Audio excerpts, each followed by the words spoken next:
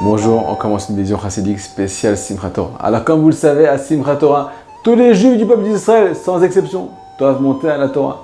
S'il y a 300 personnes à la synagogue, eh ben ça va durer 3 heures. Il faut faire monter tout le monde. Le dit Rabbi Nathan de Breslev, une des raisons de te faire comprendre que ça rentre bien dans ta tête, que chaque juif, peu importe son niveau, possède une part dans la Torah Akdosha. Et oui, il y a 600 000 lettres par rapport à 600 000 âmes. Chaque âme en fonction d'une lettre. Quand tu vas monter au Sefer Torah, tu vas te dévoiler à toi-même que tu possèdes une part personnelle dans le Sefer Torah. Le dit Rabbi Nachman de Breslev, comment arriver à l'amour de la Torah? Comment arriver à l'assiduité dans la Torah? Alors, la plus grande ségoula, c'est de ne parler jamais du mal du peuple d'Israël. Aucun juif, sans exception, peu importe son niveau, religieux, pas religieux, grand, petit, on passe les détails, ne dit jamais du mal dans les juifs du peuple d'Israël. Pourquoi? Il faut savoir que la Torah est comparée à une fiancée. Une kala. Et si Hazve Shalom, la fiancée, elle a un moum, elle a un défaut physique, et ben elle trouve pas elle trouve pas grâce, aux yeux de son khatan. Et ben c'est pareil. Si jamais toi, tu n'aimes pas un des juifs du peuple d'Israël, tu parles du mal de lui, et ben tu vas parler du mal d'une des lettres de la Torah. 600 000 âmes par rapport à 600 000 lettres. Et là, la fiancée, elle a un défaut et tu ne peux pas t'attacher à elle.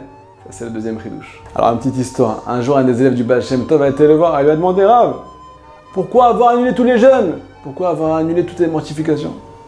Et il faut savoir qu'il y a plusieurs années, il y avait des juifs très très pieux que pour se rapprocher d'Akadosh Baruch Hu, ils mettaient toute la matière de côté pour laisser place au spirituel.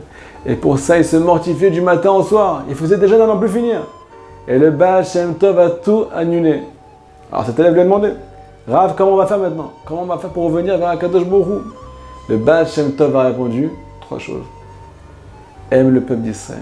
Aime la Torah. Et attache-toi à Akadosh Baruch Hu par amour. Et ça va tout remplacer. J'espère que le message est bien passé, nous dit le Zohar Akadosh. Kutsha Bechu Israël Ve'oraita Chad'u. La Torah, Hashem et le peuple d'Israël forment une seule chose. Si tu aimes le peuple d'Israël, tu vas pouvoir t'attacher à Hashem. Tu vas pouvoir t'attacher à la kala, à la fiancée. Elle n'a pas de défaut, elle n'a plus de défaut.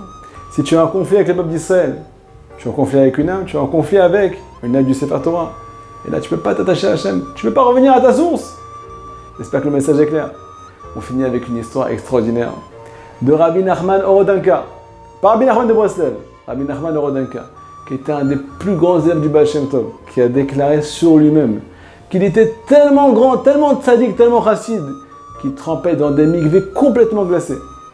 Et ces mikvés, ils étaient tellement froids que quand il revenait à la maison, chez lui, et ben les murs de sa maison étaient en train de bouillir de chaleur. Et lui, il sentait rien pendant plusieurs heures. Mais ça ne l'a pas empêché d'avoir des mauvaises pensées, d'avoir des pensées négatives. Je ne rentre pas dans les détails de quelles pensées on parle maintenant. Jusqu'à qu'il se rapproche du Baal Shem Tov. Alors on a compris. Amour pour le peuple d'Israël, amour pour la Torah et amour pour Hashem. Voilà le message de Simchat Torah. J'ai passé une année magnifique avec vous. On se retrouve bientôt.